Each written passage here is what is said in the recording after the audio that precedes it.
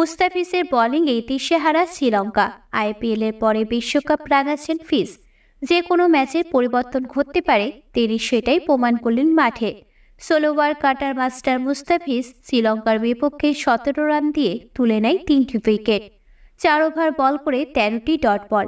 ডাক আউটে ফিরান বাতুম নিঃশঙ্কা, কামান্ডো মেন্ডিস, মহেশ থিনসানকে। টাইগারদের গলার কাটার মতো লাগছিল শ্রীলঙ্কা ব্যাটার।